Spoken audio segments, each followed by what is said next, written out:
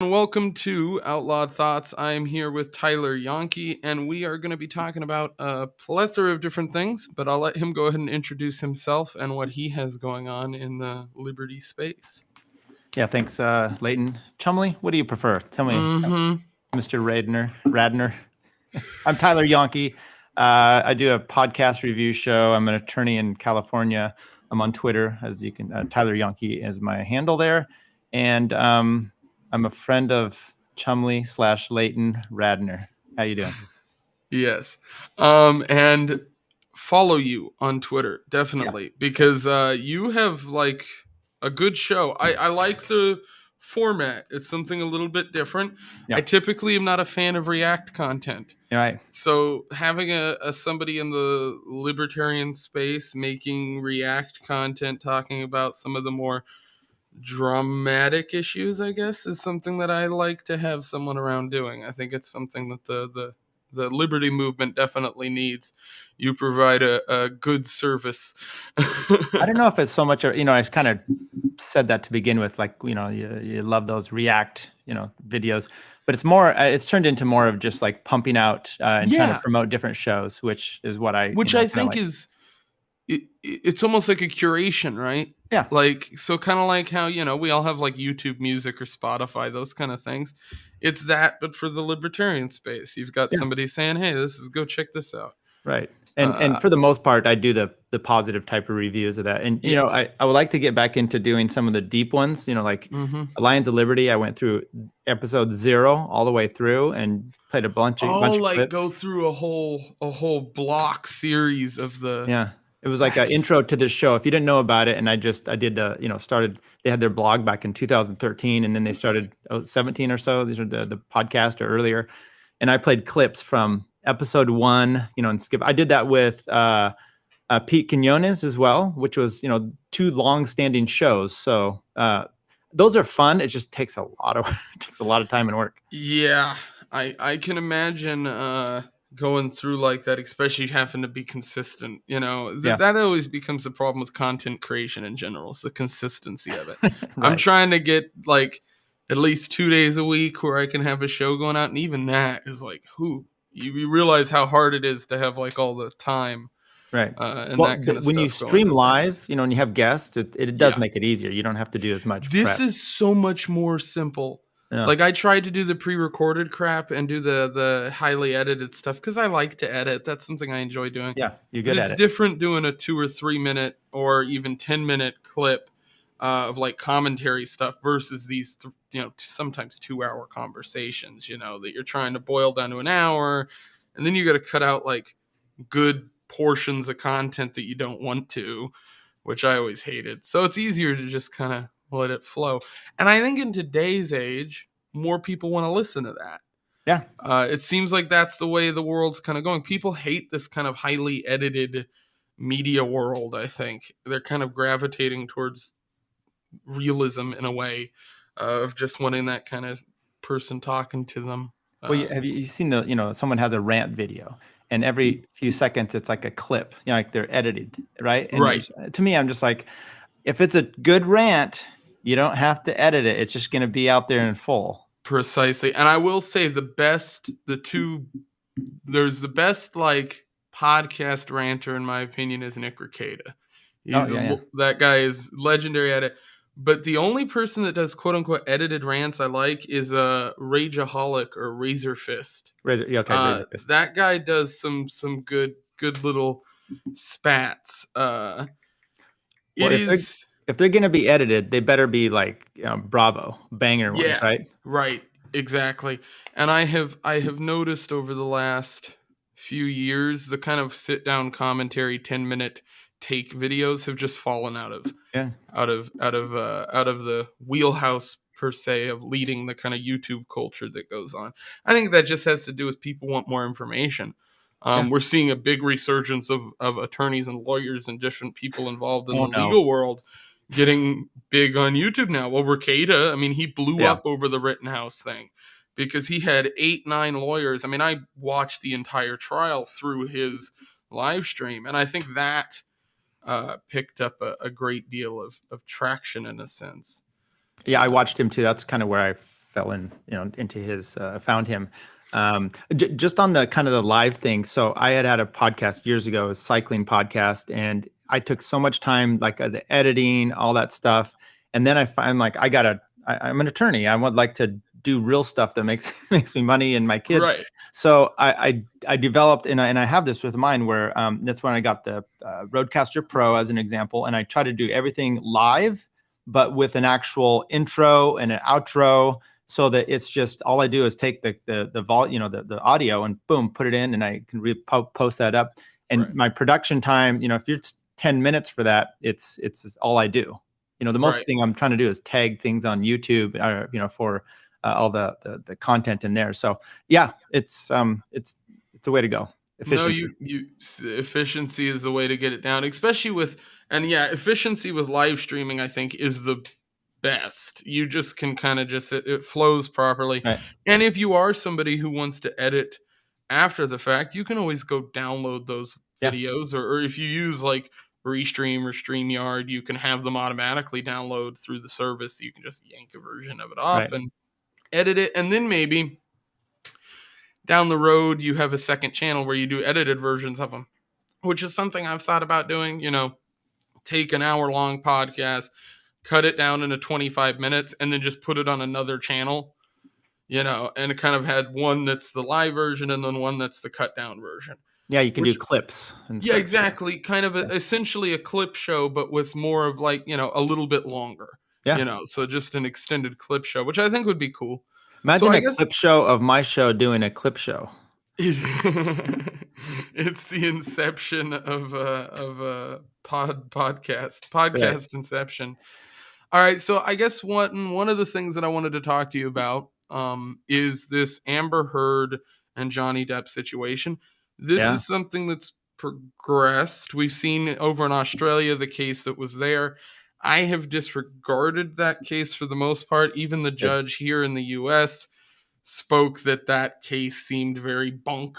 It didn't seem to be legitimate in a lot of ways. And I think there was some issues in general. And Australia law is just a clusterfuck regardless. But over here, this is a pretty simple case. We're talking about it's a defamation. That's the word I'm looking for. Defamation lawsuit. I believe he's suing for $50 million. Correct. I don't really think the monetary value matters here. He's really just kind of suing to clear his name. And I think that's pretty known from the public angle.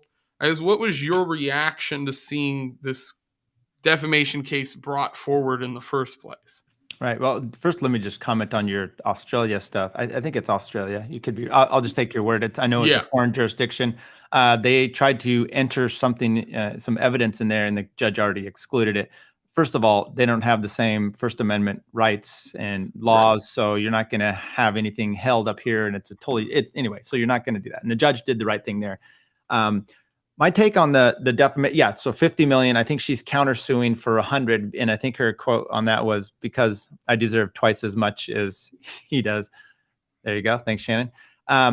So the defamation, if people don't know, it's basically you say something false about someone else, and there's some it's called elements. Okay, so it's very much checkbox type of law that you have to have there. It's got to be a false statement. It's got to be about the plaintiff. It's got to be published to a third party, not just you saying it to me and then I'm the one that's suing and I tell someone else about it. It's got to be published to someone else out there. And then you've got to go through, and this is the interesting part here about this case, which is there's two types. There's called per quod and per se defamation. Per quod, QUOD, I don't even know what it stands for, but it's basically you have to go through damages, and so you have to show that there was damages and like your reputation is hurt and all that stuff. And so proving that is a big deal. And then there's per se, which is you said something so lascivious and disturbing that or like in this case, and actually Johnny Depp is going after the per se portion, which is just by the fact that it's criminal, or of some sort of so bad that it's obvious that it would harm your reputation. And he's going after that, so he doesn't have to show damages with that. It's just per se. It's saying that it's and obviously she's saying he did sexual and stuff that's of the criminal sort. So he's in that mix. But then you have the one standard that's the last one, which is it was said either in negligence or malice. And negligence is you and I, we're not a public party person. If it's a public person, it has to be with malice. And the difference on those is, negligence. I maybe could have known that I shouldn't have said something, that I didn't do any checking on it. And the malice is I know it's false and I'm going to say it anyway. So with the most part of all this stuff, you go through and you're like, yeah, checkbox. I mean, it's why it's in court. It wasn't summary judgment out on this one. It's not a problem. The only thing is you look at the quotes that they're stemming on, and it comes from a Washington Post column that she wrote, I think in 2018 or so, somewhere around there. And those don't reference Johnny Depp himself, but it's pretty obvious of who it is. And I'll just say real quick, you're exactly right. Whether he wins or not, he is got the money, and he is all about kind of restoring his reputation, and that is the key. So I will add that I know that there are previous versions of the article that were not published, right, that did reference Depp directly. Right. From what I understand, they can't really submit those because they weren't really published, so it's not really public. So it wouldn't really work towards defamation. I think they're going to have to cross that barrier in court.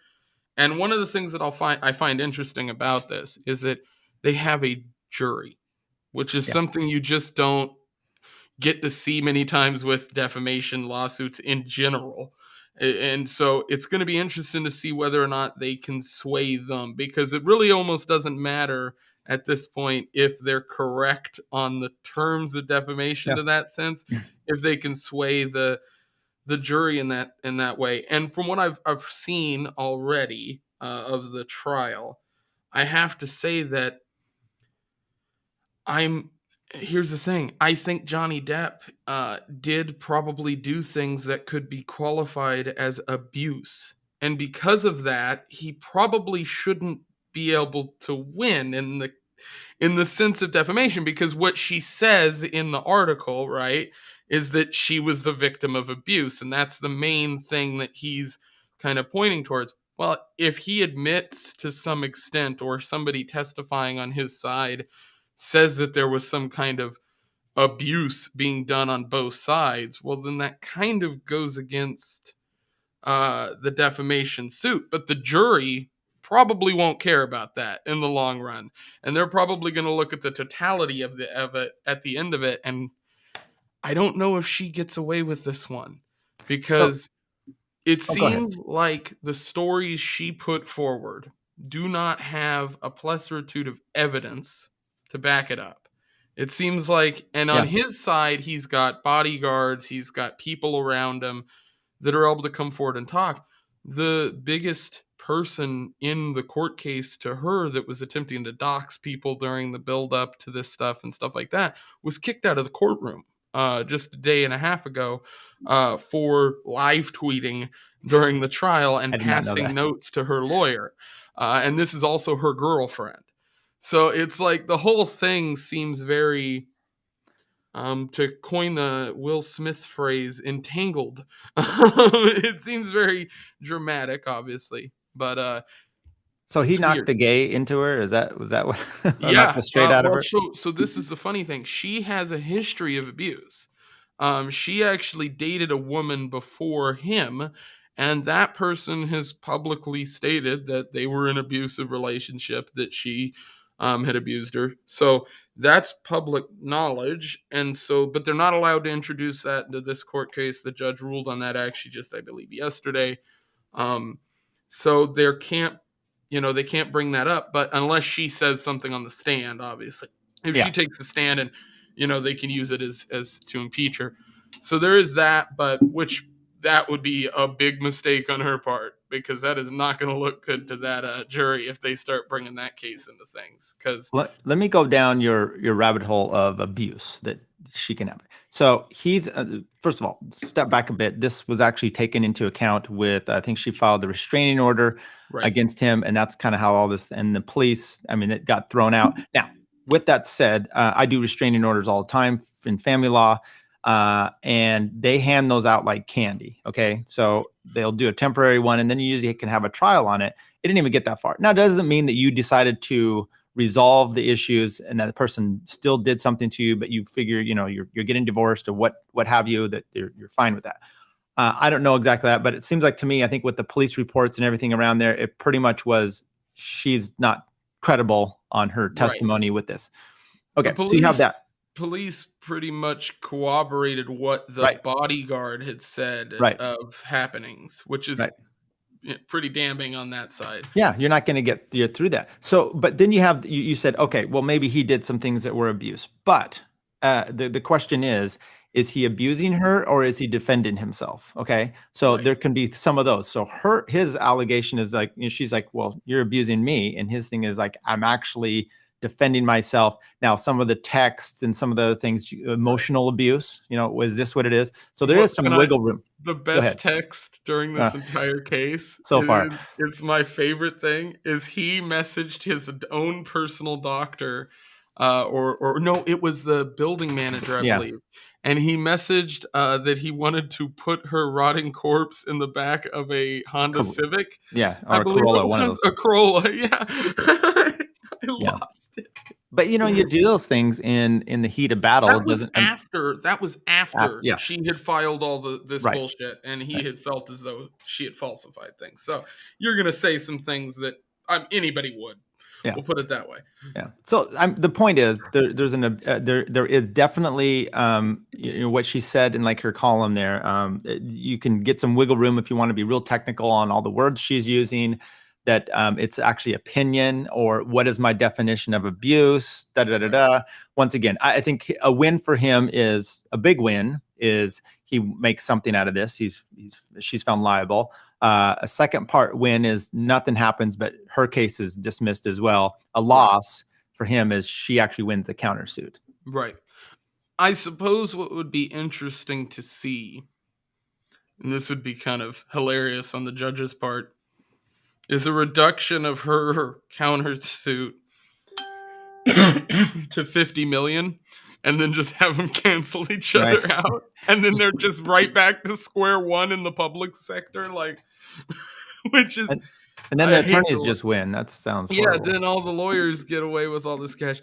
By the way, I will say this one thing about I've watched a lot of trials. It's something that I'm into doing, and the female lawyer that Johnny Depp had on the first day read her entire thing off of a page. And Rakeda and a bunch of other lawyers that were commenting on it mentioned it. And before they were even mentioning it, I was in the back room with the little lawn crime thing open watching the trial. And I wanted to throw something at my computer screen. I was like, what is going on here? Because you could stand at the podium. But to stand in front of the jury, which is what she did, and then hold the page, it's like, oh God, no. Yeah, it was a bit odd. I personally can't do that. I'll take notes and I'll make, sometimes I'll write some things out, and then I just actually writing it out. Sometimes I'll do it before a trial. I'll write a whole, open, and then I just don't ever read it. I just go off because once I've written it, I know it and I just go. Right. So this is much more complicated. That has helped me with giving like talks in public, with any kind of public speaking. If you write it down, it almost in a way puts it in your head better than just thinking it. And I think that, she could have benefited from a little of that. Right. It's not a good optic, but I will say this about Rakeda and these guys, which is they're hyper sensitive on every little issue because that's what they're doing. Well, because they're reacting, right? So there's a couple things that they've commented on that I'm like, I don't really care about this. There was a reference to the slow pace of the video depositions and things like that. If you've watched a lot of trials, that kind of just happens. It's kind of the way things have to be fleshed out, because they're doing a trial in one little state. They're not going to have somebody fly and sit there for 2 weeks during this trial for their 30-minute testimony when they can just get a video deposition and get it done and edit it down. Yeah. So there's some things like that. And I think that always comes in because they're looking at it from the entertainment angle. They're looking at it from it's like watching two commentators in football talk about every little play and everything. Exactly. And it's beautiful, and I love it as an attorney. They got me in on the Rittenhouse, but they're talking like, hey, the jury's not, and they're talking to all these other plaintiff attorneys and defendant attorneys, and they're like, Yeah. The jury's not back. That means this, da, da, da. And then the reality is it's just a bunch of people in a room, trying to figure Right. things out that Exactly. they don't always remember it. And that's typically what the legal system is Yeah. anyway. It's a bunch But of I, people I think standing they in do a a room great trying to job. figure shit It's out. fun actually to One watch. of the things that I like about Ricade is the trial thing is new for him. Back Yeah. before that, he would do these night streams, and he still does. That's what Yeah. I actually enjoy from his content angle. I love the kind of banter he does when he's doing a thing right now where every night stream he reads a page at random from the Matthew Harris UCLA manifesto. I don't know if you're aware of this guy. This is a funny. Let's Sounds go down this familiar. road. So Matthew Harris was a guy who did lecture speeches at UCLA. Okay. He's fucking nuts. He recorded a bunch of what's it called, like YouTube videos, put them up on his own private YouTube. They got like no views, but it's all him spouting all this stuff. There's a really hilarious video of him going touchdown unbreaded, and so this was kind of this term unbreaded spread around the Okay. internet overnight, which is That's- great. And it takes over Ricada's chat every night. It's hilarious. But this dude released an 800-page manifesto, and it's just him simping for this German teacher that was working at the UCLA school that he wanted to fuck, but then she started fucking a student and some Asian and a Jewish guy. And so it's just 800 pages of hatred. And it's just him rambling on about how, like, black supremacy stuff and all the good stuff. It is hilarious. And so he has been doing a single page from it every night and replacing the N word with Binger. The lawyer from the written. Did this guy shoot something up, or what makes? No, he Okay. released this manifesto which had threats in it. So he got arrested. I think he was arrested for harassment and something else. I don't know if he's out yet or not. I have to imagine he is, because the charges, I don't know if they were bad, but I don't think he actually physically did anything. Gotcha. It was just this document, man. I'll have to send you a link because I have a link to the manifesto. It's been pulled off a bunch of shit. It is sick and hilarious at the same time because you read it in somebody else's voice. It's that comical. Like, it's all different fonts and shit. No shit, Leighton writing things down will help you retain information. Lamau, you're a trip. Yeah, okay, so fuck off. Hey, just one thing I forgot to kind of mention. So if people first watch this or they get interested in this, they're going to ask, why is it in Virginia? And so, you as Good. someone who's watching this probably knows, but I just thought I'd throw this out because that was one of my first things. So you can file a suit based on where either the parties live or the action took place. And in this case, Washington Post, I guess their printers are in Virginia, but the real tell is the fact, and they tried to actually move venue on this, but the judge kept it there. The real tell, though, is that California has what's called anti-SLAPP statutes, and you can file these motions, which are basically you have the right not to be sued to say things, right? And California's are much more difficult. So if you have, it's basically a lawsuit, a strategic lawsuit against public policy or something like that. That's kind of what it stands for. So you can basically on the First Amendment, you have a First Amendment right to say things. And so sometimes people will file a lawsuit against you to keep you from saying that or protesting or what have you. And so you file an anti-SLAPP lawsuit, and the judge determines if it's more likely than not that your case is going to win or lose. And if you win this anti-SLAPP, you're more likely that it's really then difficult to you to prevail with the defamation suit. So Virginia's laws are much more slack on that. They're not very strong anti-SLAPP lawsuits, and therefore that's why it's there, and which makes sense. Right. And I guess that's one interesting question for you is how do you feel about anti-SLAPP legislation? That's something that I've looked into a little bit, and I don't know if I actually like the idea that, because the whole point of to me, it seems like it defeats the idea of defamation in a sense. And so I guess it comes down to whether you believe in that as a legal outcome from a right. So if you're an ANCAP, Walter Block style or something like that, you might be more in favor of the anti-SLAPP because it'll keep that premise out there. The Yeah. problem is it gives the air that instead of like being able to push back and say like Johnny Depp's actually doing here, whether he wins or not, he's actually Right. going to clear the air. So it does prevent some of that, but it does allow. And I think one of the seminal cases I remember reading about this when we were in law school was actually a protest here in Sacramento. And, they tried to have a lawsuit against these people being able to protest about something. And so they did an anti-slap. I think it was the showing your breasts in public, some sort of thing.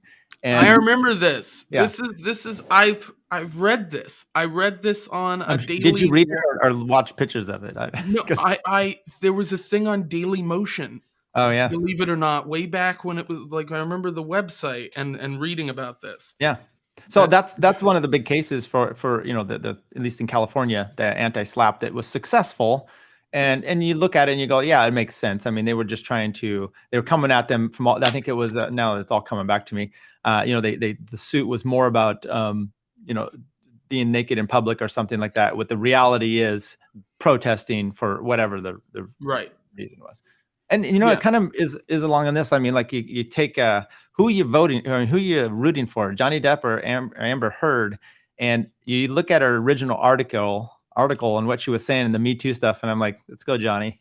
Yeah, Sorry, it's just exactly. the way it is. Yeah, well, okay, so I went into this like 2 years ago when I started reading about all this drama when it all really started kicking off, and I went to that Umbrella guy and a few other YouTubers who cover the issue, and I was like, even if Johnny was doing some form of abuse back or abusing drugs, which he's admitted to, things like that, Yeah. I'm like, none of this justifies the actions that went on here. Yeah. And in the media, because, we all know what goes on. There's a step-by-step process that these people go through to get somebody removed from the public space.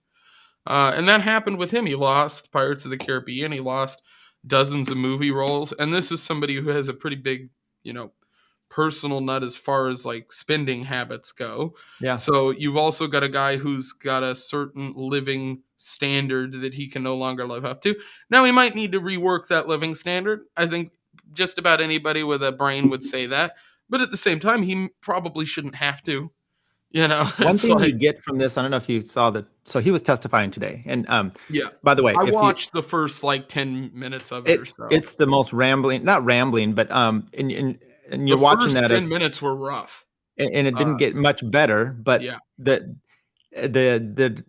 Her lawsuit, her defendants attorneys are in a tough position because they can't. He's talking, he's laying the case out, and he's somewhat just rambling about, and you basically want to rein him in and object, but you can't do that. You can't do that because he's sympathetic, and like they objected to something or were called up in the first 10 minutes, and whatever it was they brought up didn't work because the judge allowed them to go right back into the same questioning. And he's basically doing a narrative. I mean, you just don't see that in court very often. Well, I have a feeling she's going to do something very similar. Probably so. And you can't. If his lawyers are smart, they will get her to open up the door to some of the other stuff that that hasn't been allowed into the case. That needs to be their whole goal, in my eyes, because some of the stuff they haven't been able to introduce, they had testimony from her personal assistant who personally hates her, but she hates her for a very specific reason that they aren't allowed to talk about. Her personal assistant told her about her rape story from when she was sexually assaulted when she was younger. And she claims that is the story that Amber Heard stole and reiterated in the article, the news article. And that stuff was not allowed to be used in the case. So if she were to bring up the testimony of the assistant or start talking about the assistant, that may be, that would be very difficult to get brought in, but it is theoretically possible. All the previous assault stuff with her previous love connections or spouses, I think they were married. So you make a really good point, and it's something maybe not everyone understands, which is I'm putting on the case, I put my witness up there, and they're testifying, and whatever they testify when they do cross-examination, you could only go through what the door that Right. they've opened for that content, right? So and sometimes I really want I tell my clients, I'm like, hey, look, for me, for the most part, you're a piano. If I push one key, I don't want to hear a song. I want to hear just that note. So don't be answering, especially It's it's one of the actually better when the other, analogies I've ever heard for it. yeah. So thank you. It's when actually on cross, it's more determined because I don't want them getting all out there. Sometimes though, I just let parties ramble, whether it's mine or the other, because they walk into an area that I am looking for. It just depends what the situation is. So you always have to read that. And he is just telling life stories, but they really have to do that to establish, all kinds of things, which Right. is Well, here's his a abusive direct one. family and that he won't get out. And A statement he made in the first 10 minutes was, I have never hit a man or a woman, or I've never hit a woman, like in the sense of I've never assaulted a woman. Well, if she were to say, I've never hit somebody, or I've never abused anyone, if she were to make that broad statement on the stand, they could then say, well, what about this previous interaction you had with your lover that you were dating 2 years yeah, before him? yeah, Right? That immediately opens up the door to say, hey, well, here's the thing you have said you're not doing, but your character is being impeached upon the fact that right. you did do something previously. You just lied. So a lot of Uh, times where there's evidence that's hearsay or it's right. not admissible, but they will let it be used to, once again, impeach their character. So you can basically show that they're a liar. Mm-hmm. Yeah. Good point. It's going to be very interesting. I think Johnny Depp's testifying is going to be less valuable than Amber Heard's testifying, because in a sense Could be. he's the one who brought the lawsuit in the first, or brought the defamation suit in the first place, and I feel like her opening the door to some of her past stuff is a bigger risk than him opening the door to anything that they could really use. Most of his dirty laundry is kind of already being aired out in the trial. And he's There doing isn't, that. yeah, Yeah. and he's kind of doing it himself. His lawyers in the first, with his doctor being brought up, they brought up the fact that he was using drugs, that he was addicted to different medications and different Right. things. So there's, he's been open about family abuse in his past and stuff like that. So it seems to me like he wanted to get ahead of all that, and then they're just waiting to try to introduce stuff with um Amber testifying and some of the other people surrounding that. So You know, it'll be I interesting. It's going to be an interesting case on cross-examine pretty much always, always, yeah.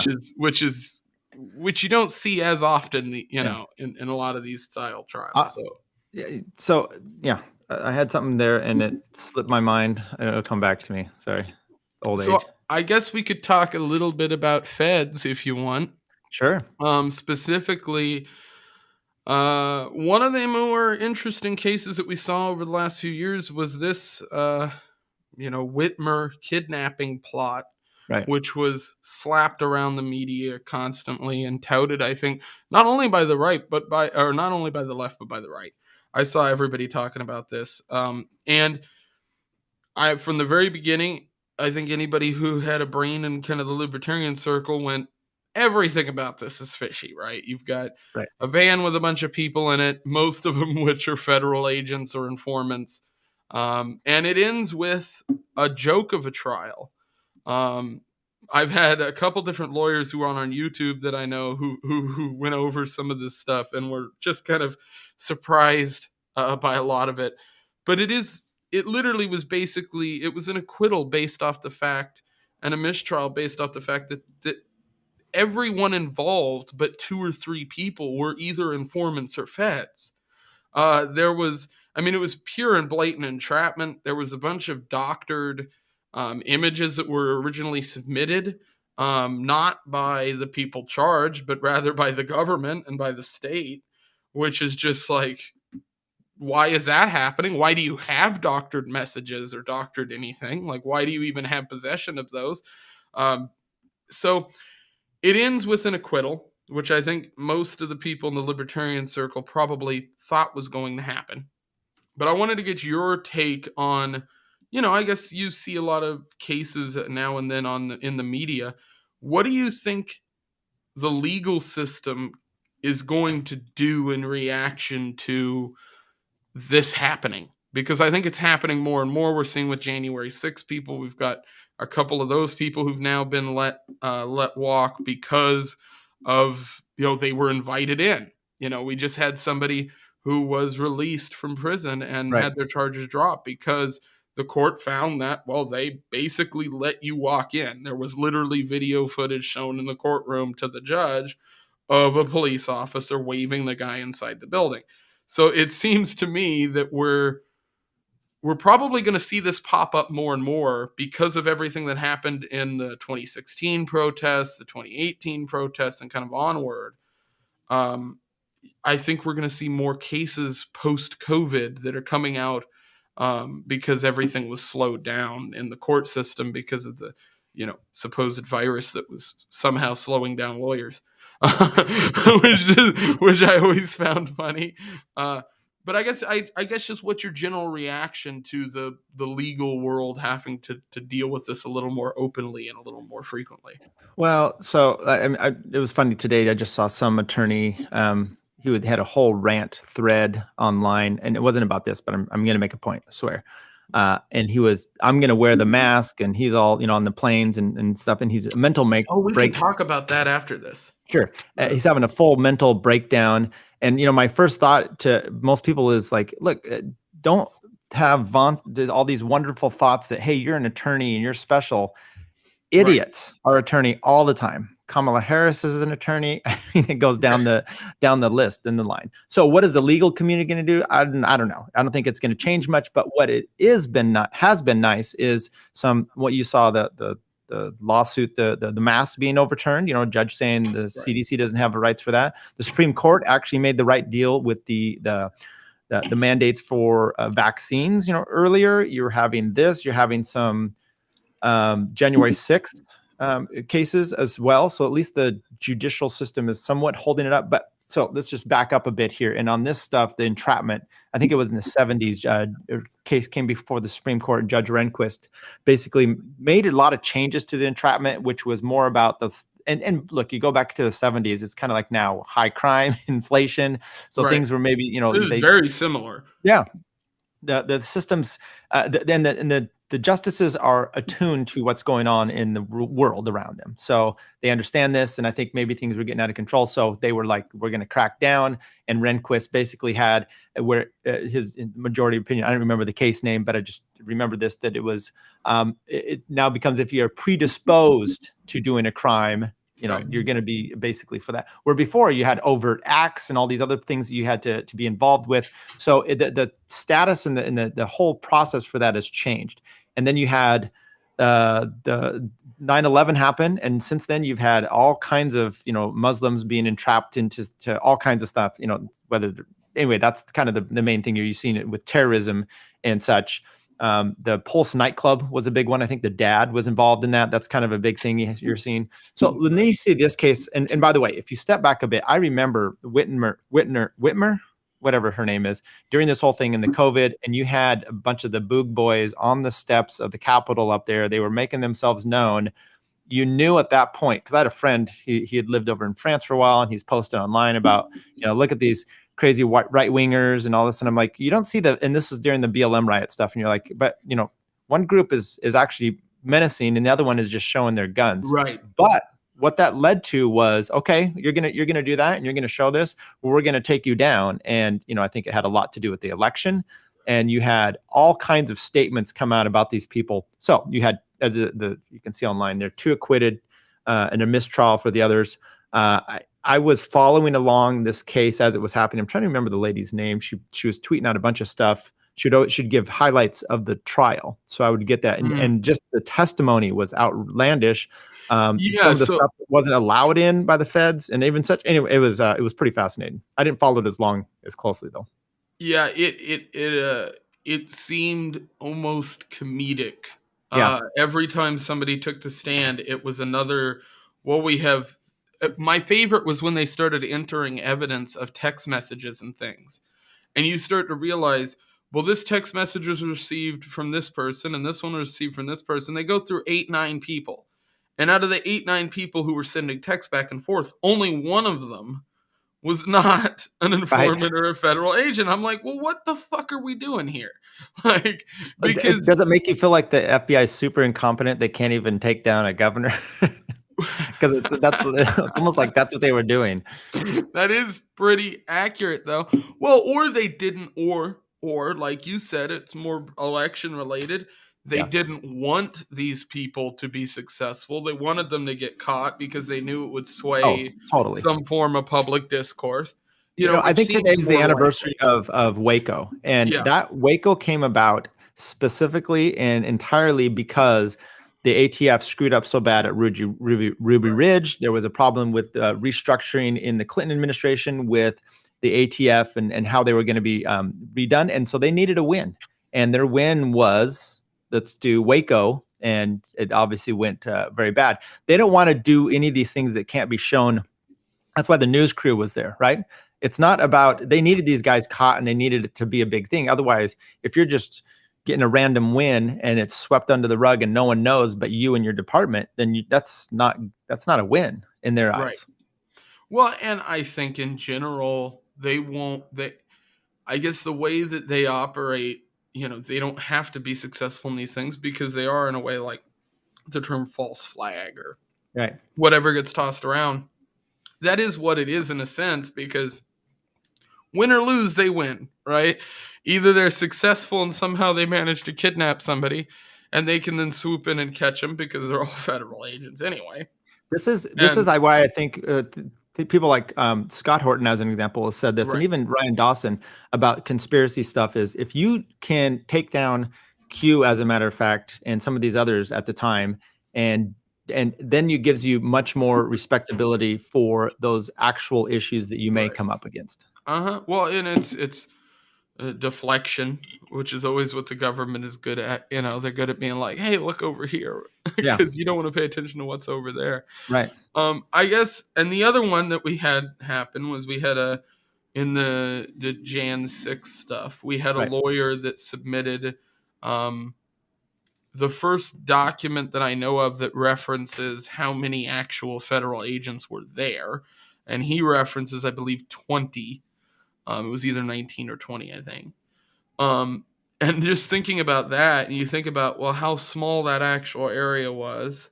And then you go back to see all the footage of people yelling, we're going to go in, we're going to go in. And then all those people are the ones that aren't prosecuted or arrested or, Right. show up in any court documents. Yeah, it makes you think how much of this stuff really is all fucky, Well, it's crazy, and I'm not going to wade into that too deep, but it was interesting that there was one guy. And so, what's really interesting to me about this, and you just referenced it with the defamation case about being a jury trial. Right. Typically, you have a right to a jury trial. That's what they always Right. say. However, someone I think it was two guys decided they wanted a bench trial, which is just the judge. Scott Horton and Ryan Darson are guys to reference. Good call. Oh, thank you, Sean. But the guy that got acquitted on the said, hey, you weren't even in there. He did a bench trial. He just said, I'm just taking it to the judge. And you don't have to play those games of massaging the jury and worrying about all these things. Matter of fact, you can go. So as family law, it's all bench trials here in California. So what the nice thing about that is when you're having a witness on the stand, you don't have to lead them through all these little things to jury so that they understand it. You can go much more highbrow and just go right to the substance of the case and a lot of the technical stuff, which is what they did with this guy. And I almost think that people might be better off because you're not going to, in these cases, just take it to a bench trial and see what you get out of these acquittal or possible acquittal for these January 6th stuff. Hey, Tyler, should Leighton go to law school when he moves to Florida? I'd say yeah. That involves money, Shannon. But it's something I wanted to back a couple years back. That was kind of the plan. It never really worked out. Maybe eventually, maybe. Look, you're never too old to do it. I Yeah, did it that's later the on in thing my with life. law school. It's kind of nice because most of the guys I know who are lawyers didn't even go to law school until they were in their late 20s, which is kind of crazy. I know two guys here because Alaska doesn't have a law school. So you can't become a lawyer in Alaska. You have to leave the state and then come back.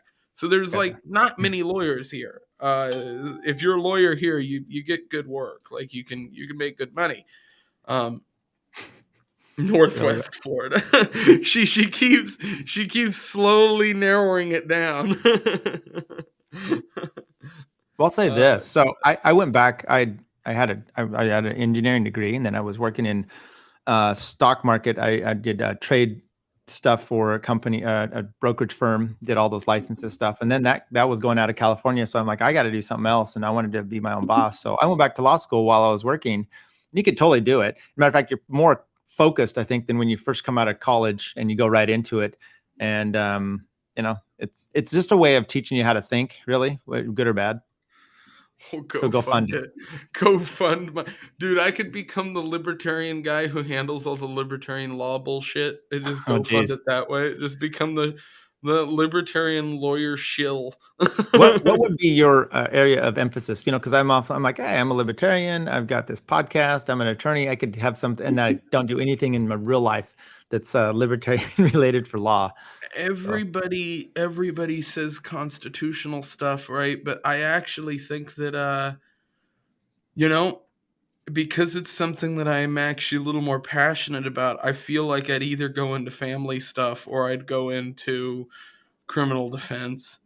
so Uh, let me tell you about both of them. So criminal defense, I refuse to do that anymore because you've got the judges paid by the state, right. often the public defender, the DAs are That's horrible. often what I hear from like libertarian lawyery people in that space. And then family law is just depressing. I mean, I had a situation that yesterday in court that was just downright, judge just takes dad's visitation away, and I'm baffled by it. And I started getting in an argument with the judge. Probably wasn't so great, but it's just a horrible feeling. You leave home and you're just like, I'm in court, and it's horrible.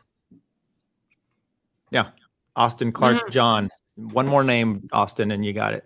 Yeah, so that's an interesting point too. If you do go to school later in life, especially for something like any kind of degree involving law, really, because that's kind of a stressful school environment compared to other things because you got to study a lot. You're doing a Yeah, lot of, hitting bucks.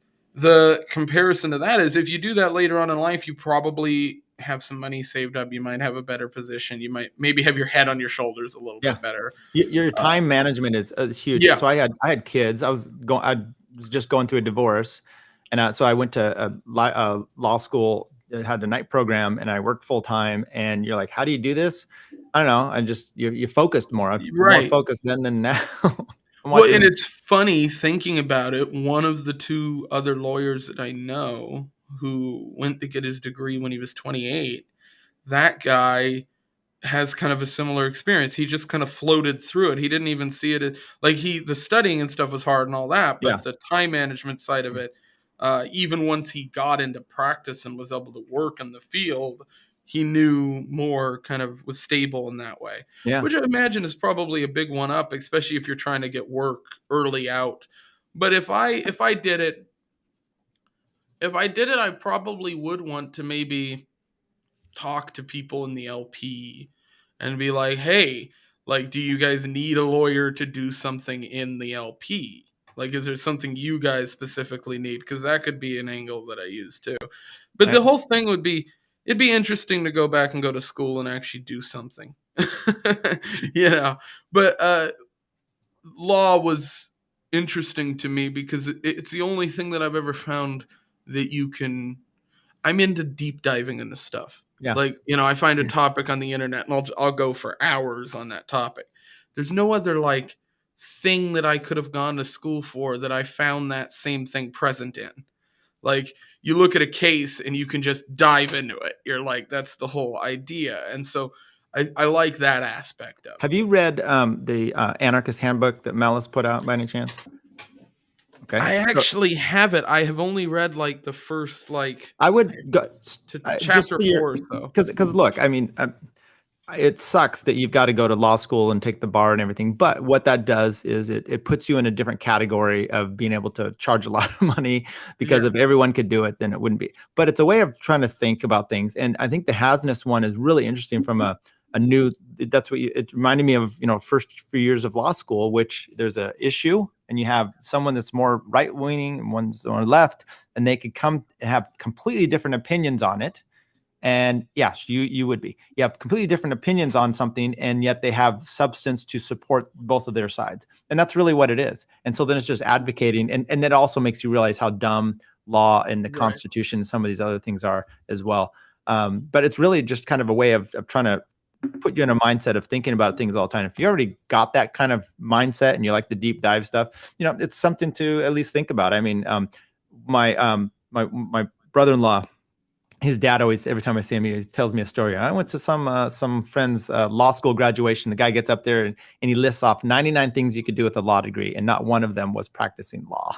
So Mm-hmm. it helps you out. And by the way, on the LP thing, of course, there's the judicial committee and all these other Right. things you could even be Yeah. involved in. I'm thinking of trying to at least work my way into that stuff as well. So Yeah, there's stuff on that angle that I've looked into, and I don't know, it interests me. I'm gonna probably make the move over to Florida here within the next year or so, and once that happens, then I can kind of start looking at my situation and taking a look at what I might be able right, to do.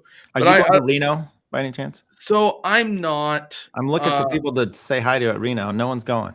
So I was planning on going. I didn't get a delegate position here in my state. Alaska it needs a lot of work. Yeah. And so I'm gonna do some of that before I move or do anything, because I feel like that's kind of what I need to do. Uh, and then once I'm done doing that, then I'll head out. And eventually, I think what I'm gonna do is look towards the Panhandle of Florida, that area. There you go. Something. Shannon's excited about that. Yeah, I know. This is the area that I'm looking at. You could be her attorney. Yeah. Was going, but wife magically got pregnant. Oh Jesus! If it's Wow. magical, if you think it's magical, then Right. my God. We just had Easter, and it reminds Oh me of the yeah. Immaculate Conception. Oh Maybe you God. need to talk to her about that. It's But immaculately brown. right.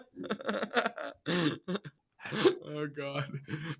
But no, I think the legal world is interesting because it involves the kind of deep diving into things. Yeah. But again, I think that what I've looked at from I think what I look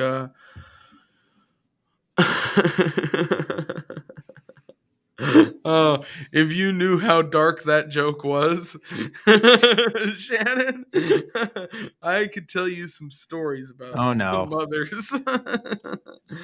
Oh God. But no, so oh, he said she's brown, so I think we're good. Hey, you made it. Congratulations. I might need both criminal or family law. That's Damn. also great. Been there. I mean, Yeah, as an attorney. Not as an personally. attorney, not personally. No. No, so I had a. I guess I can talk about this. I had a case, personally a little while ago. I had I had somebody else go to my place of living and use drugs while I was not there, No. and then leave the things he used to do the drugs that night in my place, also while I was not home yet. I was unaware that he had entered my place. This is somebody I knew kind of in passing through other people. And so then I had cops show up to the place I was volunteering and be like, hey, we're gonna charge you with all this bullshit. Needless to say, all those charges were dropped. Because when I went into court, the lawyer was like, this doesn't work this way. None of this is. You literally found. This is the best part. This is the part I always tell people about this thing. This guy, it was dabs, right? So, and I smoked dabs. So I smoke weed, and I smoked weed then, and I admitted it to him. I was like, yeah, I smoke weed. I don't give a shit. But that's not mine. It's literally not mine. The guy's business card that actually owned the stuff was in the bottom of the box that the stuff was in. I shit you not. So, like, some Now of did the they stuff. they arrested him for smoking dabs? So they what the happenstance of it was he used dabs with somebody else in my place while I wasn't there. The guy that he used dabs with then got sick and went to the hospital, and that person's like family contacted the cops, Gotcha. and so they go, Well, I got the dabs from this guy, and he goes to my address instead of that guy's house and find it there in my place. So they immediately go, well, it's your fault. I was like, I wasn't even home. Like I had You're like the guy in the book, the cover of the Anarchist Handbook that said, "I make bombs, but I didn't make those bombs." Lewis Ling. Yeah, Yeah, I couldn't have thrown that bomb. I was at home making bombs. right. Uh, yeah, precisely. I was literally volunteering at the youth center Oh my God. when the cops came. I mean, I shit you not. You couldn't get any more comical than this Right. situation. And like they show up and it's a cop that I don't like, that doesn't like me, this pro government Democrat shill dude from my town. And I live in a small town. It's only 2,000 people, so everybody knows when something happens. So I made it very clear when that court case was over that I won it. And I was like, yeah, you cocksuckers, like, you're going to come after somebody with charges. You better make sure that they're real, because I put them on blast publicly and they hated it. They hated that shit. That anytime those guys get called out, especially cops, like lawyers are used to it, like DAs, people like that. But the cops, they hated getting called out because they were the ones that instigated a lot of the stuff. But yeah, they tried to press me for months, put me under stress and all that bullshit. But I knew that none of this shit was ever gonna stick. So I was like, there's no way once evidence comes out in court that any of this shit holds up, because I knew like I had no involvement in it. I'm like, and that was basically what the lawyer said. He's like, yeah, there's no evidence to put forward that he was even in the apartment. In fact, you've got literal videotape evidence that he was at a youth center. It's like, what's Yeah, but going on you're here? putting it. You're trying to use common sense and reason with Right, which the they don't do. DA, and Yeah. I've had them tell me, "Oh yeah, we love to take things to trial," and it's just Well, because they know that they're going to scare the shit out of people and eh, they'll take deals. right. That's And exactly that what was happens. exactly what they tried to do with me. They tried to press a deal early on, and I told them to stick it, and they And didn't like that. they'll add charges, and Yep. so then you're up against it. By the way, Shannon's asking what a dab are. I mean, if you want an example, just watch Legion of Skanks and watch Lewis. And oh, okay, or here we go. He's incriminated himself online right now. Hey, I am in the state of Alaska. I am one of the lucky So people that get to I do thought this legally. so that you were not in Alaska when this story happened then in your story. But I was under. I and the person involved were under 21. Oh, okay. So Yeah, hence why I was I don't working know at the your youth laws up center. there. Yeah, so weed is recreationally legal if you are over 21. If you're over 21, they can't do anything. As far as selling and buying weed, um, you are allowed to purchase an ounce. You're allowed to have an ounce on your person. I think you can have more than an ounce in your home. Um, but yeah, so this all happened when I would have been 18, 19. I would have just been an adult. I remember that because they were able to charge me as adult in that whole process, and they really wanted to hold that over my head. They were like, "Well, we're charging you as an adult. You can go to Right. jail." I Anytime was you have like, to get a butane "Fucking." torch to light up, it's pretty intense, Shannon. So here, you watch it out. It's basically like it is 70% weed Yeah. versus like the Uh, 18, 19% that the average person is going to get from like say your joint or your gram of weed that you pick up from the dispensary. The I thing just is drink. like, I'm drinking heavy duty coffee, so I don't know if that's the yeah, I same. have that too. I've also got like White Claw and things like that Right. because I'm not working today. But everybody has this kind of misconception because it involves a torch and stuff. The court system does too. Hmm. They worded it in my court case basically like I was fucking, man, I had this tool to do meth in my home, and I Yeah. was, Yeah, yeah, you which do. is like, it's like, well, no, it's like you could technically, I'm sure, if you had meth, do it with this, but like it literally had 420 printed on the side of it, Well, and which you is could one of also the say you're funniest like, things. look, I'm not. Do I look like I do meth? Yeah, I'm I like, would. That's an trust extreme me, weight loss system, and I'm not employing that. the weight loss results that I could get from methamphetamine or Adderall would be worth it in droves.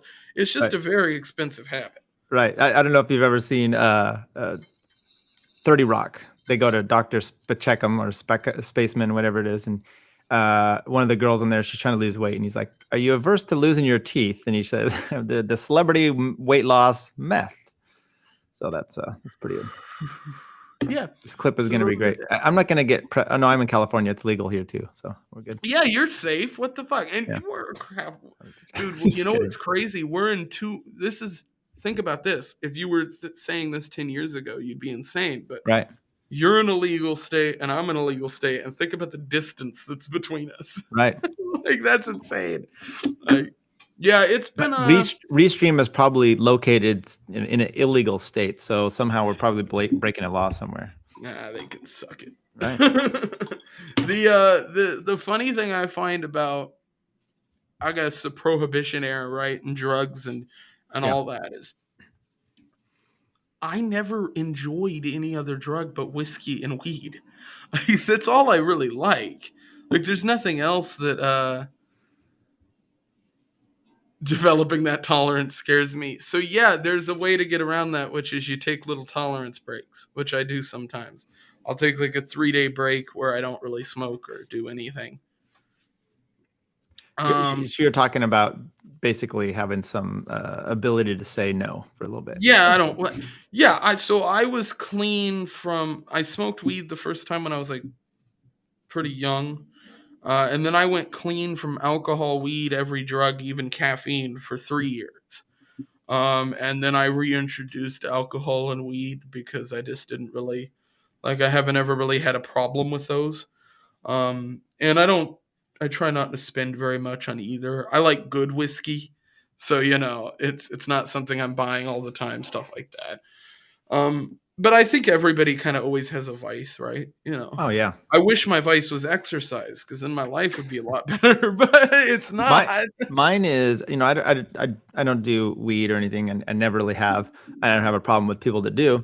And I don't like chocolate. I don't prefer chocolate if it's, whatever. So there's a lot of these things I just don't have a problem with, but burritos, I have this intense problem with. So if I'm not doing a lot of exercising, it gets bad. So I'm not that strong. I love that response. Yeah, that's knowing your limits. That's part of everything, right? Mm-hmm. Yeah. Well, I think especially today, we're seeing that slip away from people. Back in the hippie era, everybody was toying around with hallucinogenics, and I've got family from that kind of time period that I talked to, and it seems like everybody had a different. Everybody had their head on their shoulders, in the sense of they knew not to take it too far, and that seems to have kind of left by the 90s and kind of this more modern era that we're in now. I feel like people have a tendency to slip off the deep end a lot more easily. I mean, I think it's always out there, and you have, it's a lot more publicized, right? Too, and I think what society has also done is there's a total difference between legality and should you actually morality, in a sense. And so a lot of things people have said, oh, if it's legal, now the state has endorsed it, therefore blah blah blah. So no matter what that is, gay marriage as an example, I would prefer the state not even be involved, but so they want to be legally married, or they want you to actually accept their lifestyle, so you make it married. Now the state says it's sanctioned. Now you're a bigot if you don't like it. So there's a lot of that kind of stuff, and it's disturbing. Not the gay marriage, whatever. I'm not really big on that, but I'm just saying there's a lot of different activities or what have you. Dave Smith has gotten in trouble with this, right? Talking about even the date stuff or whatever. If you don't employ your own personal responsibility, I think the other side wants you to just kind of, they want to be whatever, and you're going to accept it. And if you're not, then you're a bigot. Kokesh has shown us to stay away from certain drugs, or maybe all. Well, or just war crimes. So I want to let's talk about that for a second. So I responded to him with a video clip that somebody sent me after they saw me bickering back and forth with Kokesh. It wasn't sent to me by a libertarian, by the way. A lot of people think this. This clip was sent to me by two people. One of them was a Mises Caucus member.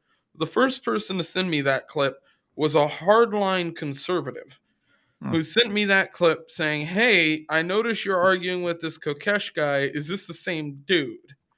and I received a clip of him admitting to what I would consider to be war crimes. He's talking about being Yeah. involved in sleep experiments and taking a literal piece of someone back with him. And no response to that. You know, a lot of public attacks on his way, a lot of that stuff. No response to any of the stuff that has been talked about on him. Nothing about Ben Farmer or the dirty shit that they did back in the day as their campaign threatening people. Um, I was pretty vocal about the Kokesh stuff. I know he publicized a message that I sent to him. I sent a message to him before he mentioned the Tom Woods stuff, trying to tell him if you're going to attack the caucus and attack people involved in the Mises caucus, attack individuals, not Yeah. the entire fucking movement, because you're Right. making a mistake by doing that. He actually agreed with me and then continued to do the exact opposite. So Well, I think it publicizes just how slimy that was. You know, Terra DeSisto, and there's so many people involved with this party who are being disingenuous out there. And I I don't don't know. think I My take is I am an equal opportunity son of a bitch, and you all are these people are on the table. If I'm gonna meme on David Brady, I'm certainly a shit gonna meme on Terra DeSisto, and that's just the way it's gonna work. right. And you know what's interesting is David Brady has taken it better, as we would expect, than they have. For the record, David Brady and me have talked a couple times. I hope to eventually have him on the show, and vice versa. That leads me to something I wanted to talk about, which is a show I am putting together. Oh shit. And I'm going to talk about this publicly because I've gotten confirmations from enough people. I think it's cool.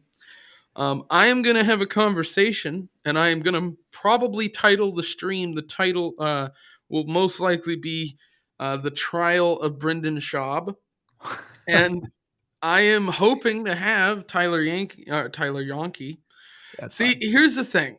Okay, and we're going to talk about this. I have pronounced your name incorrectly now for a month. And so now I'm never it's always gonna Right. be a second guess in my head. It's Imagine like being the my wife. writing it it's like I I wrote it down on the paper already. Yeah. uh, So I don't care. I mean, my name is difficult to figure out. it's a Uh, cool name. my You thank have you. a legitimately cool name. It's German. My Is kids it? Okay. who have the name too, they mock it. They always say it's a joke. You know, if I cared, I would have slit my wrist years ago. So So matter of here's the fact, it's thing, good for right? my kids to have and my wife to have this name and to be steel manned against it. So Right. So everybody sees the spelling of my first name, which is Leighton. yeah. Um, that is like Scottish Irish spelling, not the English spelling. The English spelling is Uh-huh. Layton, which is what everybody's kind of used to seeing. I my entire growing up was called Lay Titty. Like that was just my nickname. Like that always Right. stuck, right? So when everybody started saying Chum Lee, I was like, great. We'll run with that, no problem. But yeah, back in the day, my name was perfectly memeable because it's like also has the word ton in it, and I'm a big guy, so it makes you an Right. easy fucking target. Right. But And it's good for I you. It makes you strong, I think. And to yeah, embrace it. Leighton and David are stronger as a duo. Hey, by the way, Yeah. David's getting Ricada on his show. Yeah, so me and I was able to hopefully I talked to a few other people connected in the Ricada circle and mentioned his name because I was like, this kid's like trying to get Ricada on. And when he tweeted that out and Ricada responded, I fucking smiled. I was so happy. Good for It's you, gonna be both of you guys, by the way. I think it's that was awesome that it's you gonna be mended it. awesome seeing it's gonna be awesome seeing Ricada sit down with somebody. And David's like he's an encyclopedia, so it'll be great to sit down with somebody who's pretty smart on some of the philosophical stuff. I definitely am going to be in that chat because that's going to be a blast. David does surprisingly interesting and good like interviews. Like Yeah, he he had has me good on there. questions. Yeah, and sometimes it's just innocent stuff he's saying, but next thing you know, you're talking about something you hadn't talked about before, Mhm. and it's like he does a good job. So good Yeah, for him. I suck at that. I just kind of let things go off the handles. That's important too. Uh, what is I don't know this? about Oh God, everyone does portray. all right. Yeah, so I even know, but names in general have been like all my family has like my middle name is Ilkipa. uh, which is it means Joseph. Okay. Um, everyone in my family has a Hawaiian or Jewish middle name, Oh, so interesting. it's all fucking wonky. It's all hard to pronounce. One of my brother's middle name is literally Maui Mua Aole Palole. Which is that is the whitest way to say that on the planet. Yeah. But it was like part of like my parents' wedding vows and stuff like that. So it's like, yeah, it's sentimental. They all Back have to weird back to names. Brandon Schaub. So what's Oh the yeah. trial So for? I am putting together a show. I'm gonna try to get a couple people connected to the law world on, including yourself. Yeah. Some comedians on, as well as the guy that Brendan Schaub is suing. He is suing a YouTuber named Uniqueness who has kind of a past on the internet. I don't really care to talk about that stuff. I only really care about what his current issue is, which is kind of a free speech issue to me. It's in the vein of kind of defamation, but not really. He's suing him for copyright issues. And he has struck his YouTube channel to the point where it's been removed. I started talking about this on Twitter like months ago, and then it kind of developed to where I thought maybe it would go away because the public discourse was so hard against Brendan. I thought maybe this guy will just kind of get rid of lawsuit. That hasn't happened. It's clear that it's going to keep going forward. And so I thought it'd be fun to put together a show where we go through some of the shit that Brendan Schaub has done over the last few years and laugh at it. And try to get Including him to have an interpleader and join you in the case. Yeah, if he wants to do that, I'll play with him. That's not a concern on my end. Do you Uh, who's the do you happen to have a maybe you can send me a link at all to the lawsuit or does the so guy have it? I have some stuff that's documented. I'll send you links to. I Okay. might reach out to him too and try to get some better documentation, but I don't know how much he is allowed. Because the thing is, right, is I don't want to bring him on the show. This is what I kind of thought about beforehand. I don't want to bring him on the show and have him talk about the lawsuit Yeah. because I don't want him to get in trouble. I don't want it to cause him any Yeah. future issues. Exactly. So instead, we're going to talk about Brendan Schaub, which I figured Gotcha. Okay. that's a little You're different. trying We to might be able because how many different YouTube channels can we kill at once with Brendan? Okay. yeah, Thank you. so Trying to join us all. I've got some comedians and people like that I'm excited to get on. Some people who haven't been on the channel before, and some interesting YouTube lawyers that I've reached out to as well. So it should be an interesting stream. We don't have a Awesome. date yet, but I'm shooting for late this month or early May, and kind of setting some dates here. I got to lock stuff down with a few of the Yeah. comics that I want to have on because they're all doing stand up and stuff like that. But it is exciting, and I am pumped because it's going to be should be a pretty interesting show. I'm And down for it.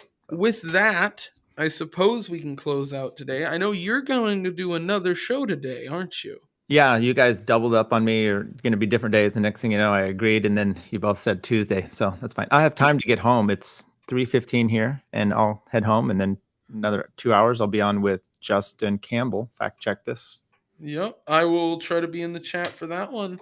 Good to hear. And go ahead and shout out your Twitter and stuff again. Yeah, my Twitter is TYLERJANKE, as Leighton so nicely pronounced it. Tyler Janke. Check my show out on YouTube. We're on Odyssey. It's also on Locals. It's on all the podcast catchers. It's called Libertarian Podcast Review. And one of the things I put clips and stuff out, and Leighton, you came on the first one, which was my Kill Tony mock thing. Yes, that was a blast. Yeah, it was a blast. And then we had another one this last week, and it went well. So people come on. That's the only way it's going to continue is if I actually get people to show up for it. So when is it? I mean, I do about once a month. So whenever Andy pokes me and says, "Hey, you want to do another one?" I'll do it. So all right, well, put me on the list for the next one, and I'll go on there again. I will. Someone did some weird comment to David online, and I said, "Hey," because he didn't like my show. So I said, "Sweet, I'm going to just throw this guy a link and see if he'll show up." So he said he's going to school me. We'll see. Oh, that'll be great. Yeah, so that's me. Check me out. Well, we'll close out there. You can follow me obviously at Liberty Layton and subscribe to the YouTube channel if you haven't already. I'll talk to you guys in the next stream. Peace.